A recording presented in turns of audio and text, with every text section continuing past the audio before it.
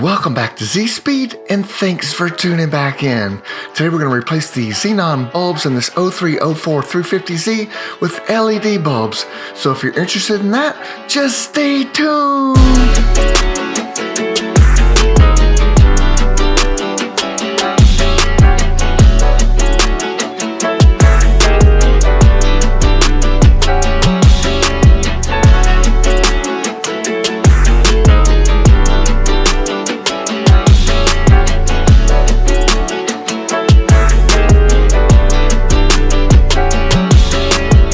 So if you're wondering why you would even want to change your Xenon HID bulb out for an aftermarket LED bulb, let me just show you my side marker here, which I've already swapped out with an LED bulb. You can see how bright white that is compared to this Xenon bulb right here, which was great for the 03, 04 technology. You can see it's bright, but it still has a yellow hue or tint reminiscent of a halogen bulb.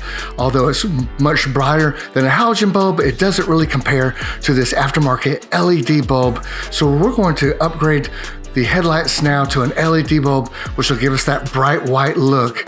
Back in the early 2000s, the Xenon bulb was definitely a step up from the incandescent bulb, but now in the early 2020s, the LED bulb, in my opinion, is really far superior to this HID Xenon technology.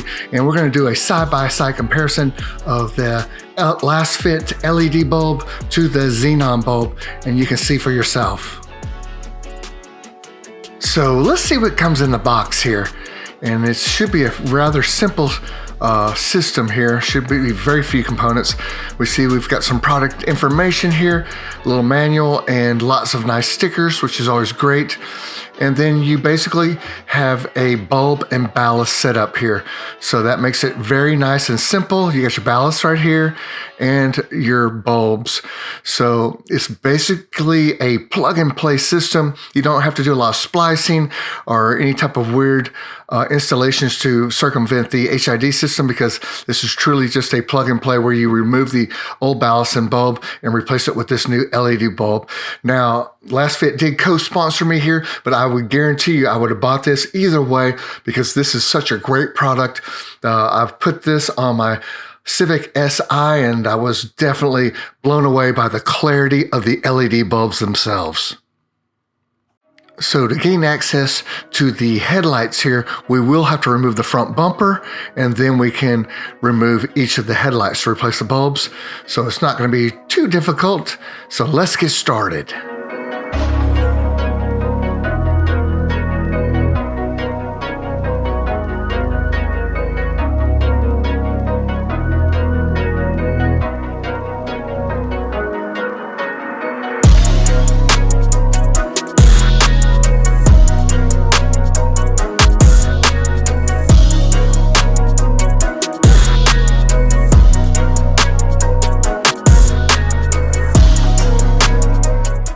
So by turning the wheel, we'll have a lot more access to these 4 bolts that'll help us remove the front bumper and headlight assembly. But before we release those bolts, let's go ahead and release the 10 bolts that hold the bottom of the undershroud to the front bumper. We've got 2 bolts right here. So those are pretty easy to see and access, actually. Then you've got a total of 6 bolts going across the bottom of the bumper that hold the undershroud to the actual bumper itself. And then when you get to the other side, you've got those other 2 bolts, just like we saw on the driver's side. So all 10 of these 10 mil bolts need to be removed first. So we'll start with that. So all you'll need here is a 1/4-inch ratchet and a 10mm socket, and it's very easy access. The great thing about this, as far as taking the bolts off underneath the bumper here, is that you don't have to have jack stands or ramps or anything like that to lift the car up. You have enough room to actually get access, easy access actually, to all of these 10 bolts here. So you can see I just got a little piece of cardboard so I don't get scraped up by the cement. Now to gain access behind this fender liner, you will need a long 1/4-inch extension for your 1/4-inch ratchet here. If you can get a hold of one of those, it'll make it a lot simpler. But now what we're going to do is just take our 10 mil socket and our extension. We're going to come up in here and go straight up to access these bolts. Now that you remove these bolts down below, you can fold this fender liner back pretty simply. It doesn't take much effort to get it to break loose. And then there's a little crease up here that allows you to bend this thing back without breaking anything, which is nice. And the bolts are right here. There's one really close to the edge, and then there's another one that's a little bit further in, but you can still see it by bending the fender liner back. And so we can go ahead now and get access with our 1/4 inch ratchet. So let's take a closer look now at these 4 bolts that we'll need to remove to release the front bumper. Now this one, like we talked about earlier, is very easy to access. It's right here at the edge. Your extension should get to that one really easily. You can see there's another one not too far away from that one. And then you have these 2 right here on the lower part of the screen. They're pretty easy to access. You really don't need an extension to get to those bolts, but the other 2, it really is a lot easier with a long extension to get these 2 that are up on the bottom of this little black bracket here. So release all 4 of those, and we'll go to the other side and do the same on that. So now that we've removed the last 4 bolts on each side of the front bumper, we can go ahead now and pop the hood, and we're going to now access the plastic push pins that hold the top of the front bumper on. Now, this is the easiest part to do, so we save the easiest part for last. Now all we have are these 3 push pins on each side of the bumper. It doesn't get much easier than this. You can use a very small flathead screwdriver or a plastic panel removal tool, whichever you have access to. These are very simple to remove. And once you've removed all the plastic pins, just be careful not to drop the bumper. Luckily mine stayed put, and now all we have to do is just basically lift it up. It's super simple. You can see how easy it is, and you can go ahead and set your bumper aside, and we can get to work on the headlights themselves. Okay, to remove the headlight, we have 3 10 mil bolts to unfasten, and here is the first one down below the light right here. Here's one, and that's really pretty easy to access, as you can see. And then we have one up on top up here, and let me show you this one right here. Yeah, right here, very easy to access. And then we have a 3rd bolt that's a little hidden, a little bit harder to access, and you're definitely going to need that extension again. So I'm gonna get in here underneath the light in between this little small space to work with, but it's enough room. And I'm gonna zoom in on that 10 mil bolt right there. So release that one as well. And that's all it takes to break the headlight free.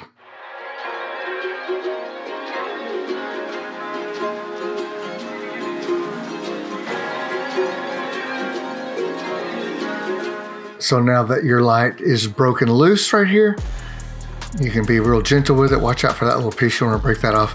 Now we have to disconnect the harness. So I'm just going to visualize the harness real quick and show you what it looks like. It's right down in here. It's not super difficult. Yeah, it is a little hard to get your hand down in there. You have to kind of work your hand down in there. But here's a close-up of the back side of the harness right in there. You will have to pinch the harness clip down to get it to release. It did take me a little bit to figure out exactly how to push that thing in, but you can see that little tab right there in the middle. It might help if you have a little flathead screwdriver to push that tab in, and then it'll release. Now that your headlight assembly is removed, don't forget to protect your lens. Mine's already got plenty of scratches, but I don't want to add to it. So now that you've got it out, we're going to lay it here, and we're going to need to remove the ballast, which is right here. So that's pretty simple to remove. And then we're going to access the bulb through this watertight little lid right there. So it's pretty simple and straightforward. So let's begin by removing the Xenon bulb. There's a little arrow right here that makes it real simple, shows you which way to turn this cover to release it, and it's got a little rubber seal in there, so it's pretty tight. So I decided I needed a little flathead screwdriver to aid the removal of this. It doesn't take a lot, don't damage this, just a light pry is all I needed, and then off comes the covering. Now we do need to reuse this rubber seal right here. Hopefully yours is not damaged. Mine looks like it's pretty good. You might want to hit it with some 303 and save that, and we're going to use it again. Now all we have to do is remove the Xenon bulb right here, but you don't want to touch it with your bare hands because the oils from your hands may damage the bulb. So either wear plastic gloves or try not to touch the bulb itself. So I've already removed the bulb here, but I just wanted to show you how this wire harness works. You can see that it just clicks into this metal housing here, and then you have to squeeze them together and lift up, and then that'll allow you to remove the bulb. So I just wanted you to see exactly what it looked like because it's hard to see when I'm removing the bulb. Okay, next up we need to remove this ground wire from the Xenon bulb, and I'm going to use a little flathead to break it loose here, but yeah, you can see it comes right off, no problems there. And we'll be tucking it out of the way right now, and then we'll be sticking it on to that little metal clasp later, but we'll do that after the LED bulb's installed. Okay, now we can go ahead and shift our attention to the ballast itself, and there's just 3 Phillips screws to remove, so it's pretty simple. No specialty tools needed here, which is nice. And once you get all 3 of these Phillips screws out, we can go ahead and now remove the harness from the ballast itself here, which all you have to do is push down this tab and it slides right off. So that's pretty easy as well. Now my ballast was kind of stuck in there, so I had to coax it a little bit with a flathead screwdriver here. You just don't want to get too aggressive and damage anything, of course, but yeah, mine has never once been removed all these years, so it kind of fused in there a little bit. It didn't take much effort to break it loose. There's another rubber seal in there as well that we'll need to save. So once you break that loose, you can spin this around. You can see that the bulb wiring is attached to the back side of the ballast, so we'll need to remove this next. So this time we'll need to remove a single Phillips screw to remove the wire harness from the back side of the ballast here. Really simple to do here. And once we get that removed, then all we have to do is detach the wiring harness from the ballast itself by squeezing this tab in, which is actually as usual a little easier said than done. So I'm going to kind of push in or coax it with this little flathead again to get it to remove, and boom, there it goes. So you may be able to squeeze it together and get it to remove. I needed a little flathead screwdriver to assist me, but you're pushing right there, and I'll get a little close up for you here to show you exactly where it is, but it's this little piece right here needs to be pushed in. So yeah, it wasn't too bad to remove that. And now we've got this free from the actual ballast right here. So now guess what? We can go ahead and remove the bulb and the harness attached to it and get rid of this old thing, which is from 2004, which makes it, what, about 18 years old? Yeah, it's time to retire this old bad boy. So now it's time for the new LED bulbs. So the good thing about this LED bulb is it only goes in one way. There's a couple tabs that have to line up into the little casing before it'll actually lock in. So you just want to experiment at first. You can see I kind of pulled that little wire latch back so I could get my bulb in there. And first thing you want to do is just go in there and make sure you can successfully get the bulb into the housing and click it in. Once you get it in there and you've just figured out how to lock it into place, then you're going to kind of want to pull the bulb back out and then lower that little wire latch around the bulb, because you're not going to be able to get that little wire latch around the bulb while it's installed. So once I figured out how to do it, I pulled the bulb back out and then put the little wire latch around the bulb, and then stuck the bulb in once again and turned it in. Now once you have the bulb in position, you can go ahead and lock this little wire latch into the metal housing, and it may take a couple runs before you can get it to successfully seat into the housing. So don't get frustrated, just practice a little bit and you'll be able to do it in no time. Once the bulb is correctly seated, you'll notice the wire harness is actually pointing towards the ballast itself. So you want to end up with the bulb in that position with the harness pointing towards the ballast. Okay, sorry, the camera's not quite centered correctly, but I've grabbed the ballast at this point and I'm threading the wiring through the ballast area up towards the LED bulb. And there's 4 prongs, and there's actually a little plastic dowel that lines up, so you can only put this thing together one way. It'll only fit together tightly one way. Once you get it put together, then you can go ahead and thread this little covering down. It's a little waterproof little sheath that goes between that connection. So you want to go ahead and screw that down tight, and then we're going to go ahead and you can see I'm grabbing that right there, and so I'm not going to screw that together, and that will fasten that and make it watertight. Okay, so go ahead and do that, and then we'll go ahead and put the ballast in next. Okay, now it's time to actually put the ballast in, and don't forget to grab your rubber gasket from your old ballast, and we're going to be placing it onto the new ballast here. So I use a little 303 aerospace protectant on all my rubber seals to keep them in good working order. It helps revitalize them and makes them last a lot longer. And basically it comes right off this area, off the ballast, and then now we're going to slide it onto our new ballast. And you can come over the back side here if you forgot to put it on earlier, like I should have put it on already, but I didn't. But you can go ahead and thread it on the back side here. You can see it fits right around the edge, no problem here.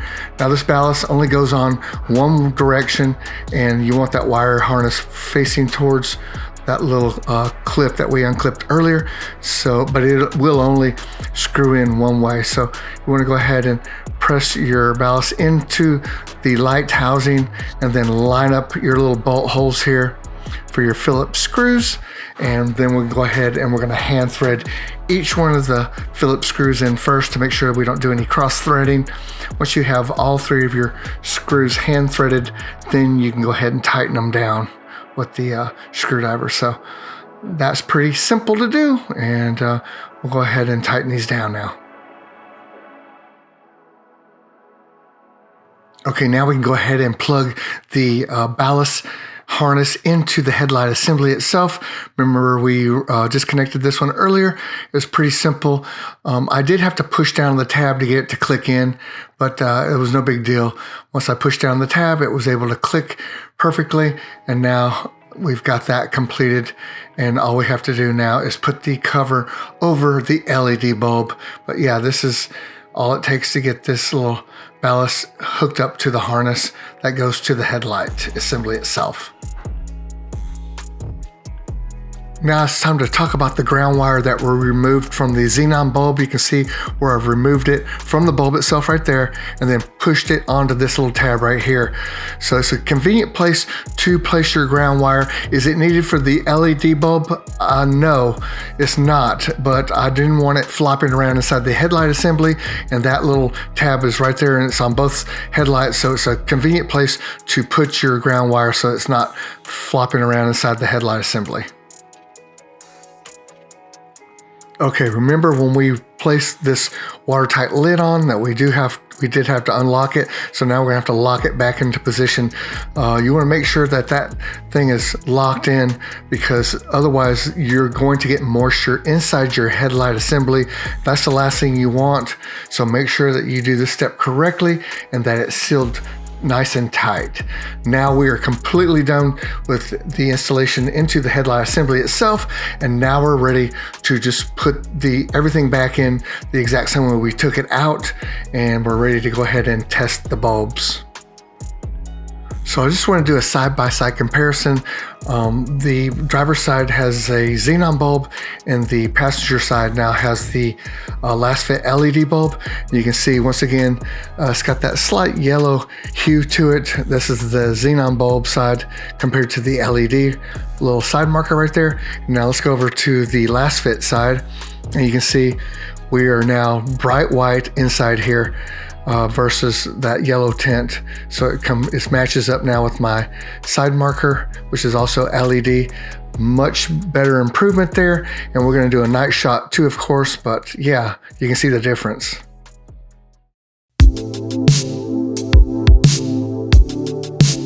Okay, now that the lights are out, let's check the clarity of these LED bulbs. with no lights on. You can see now these are nice, white, crisp, and clear. They totally match my side markers. No more yellow hue like with the OEM Xenon light bulbs. Now they're just nice, crisp, white lights here. This is what we're looking for. It's a great upgrade for your 03, 04 350Z headlight. It just makes it look more modern and up to date. You can see I've also changed the side markers out where the orange little strip is. I've changed those out too with LasFit bulbs, and they're super bright now. Yeah, this bulb is great. I would highly recommend this, and I just want to say thank you to LasFit for co-sponsoring these bulbs. I would have bought these either way, whether they were co-sponsored or not, and I would recommend them to you for sure if you're looking to upgrade your 03, 04 headlight assembly. So if this video helped you out, don't forget to give me a big old fat thumbs up. And until next time, you know what to do. Just keep on repairing.